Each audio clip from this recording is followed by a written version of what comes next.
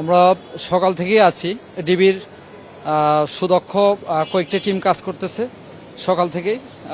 আমি টিমের এখানে তাদেরকে নিয়ে আমি কাজ করেছি এবং এখানে 14 তলা বিল্ডিং, যেটা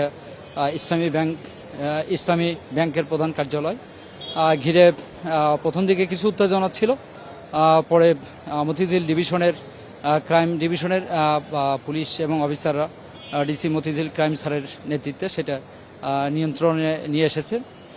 পরবর্তীতে কিছু উত্তেজনাকর পরিবেশ সৃষ্টি হলেও ইসলামী ব্যাংকের যারা এবং এই ব্যাংক থেকে যাদেরকে বিভিন্ন সময়ে বিগত সময়ে যারা এখান থেকে আউট হয়ে গেছে তাদের সাথে কথা বলেছে এবং যারা বিশেষ করে গ্রাহক শ্রেণী ছিল, গ্রাহক অনেক লোকজন ছিল, তারাও শান্তিপূর্ণ তারা মানববন্ধন থেকে শুরু করে কথাবার্তা বলেছে এবং সেক্ষেত্রে সমন্বয়ের মাধ্যমে এবং সুন্দরভাবে তারা উপস্থাপনের চেষ্টা করেছে সরকারের কাছে। তো এক্ষেত্রে আইন শৃঙ্খলার 11টার পর থেকে কোথাও কোনো ধরনের অপ্রীতিকর ঘটনা ঘটেনি এবং আমরা সমন্বয় করার চেষ্টা করেছি এবং সমন্বয় করে যাচ্ছি।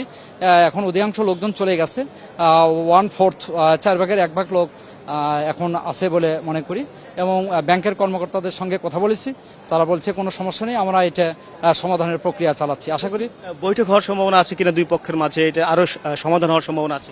না, বৈঠক হওয়ার কোনো সম্ভাবনা আমরা পাই নাই, তবে এটা ব্যাংকের সর্বোচ্চ পর্যায়ে একটা মিটিং হওয়ার সম্ভাবনা আছে কিংবা হয়ে গেছে বলে আমরা মনে করি।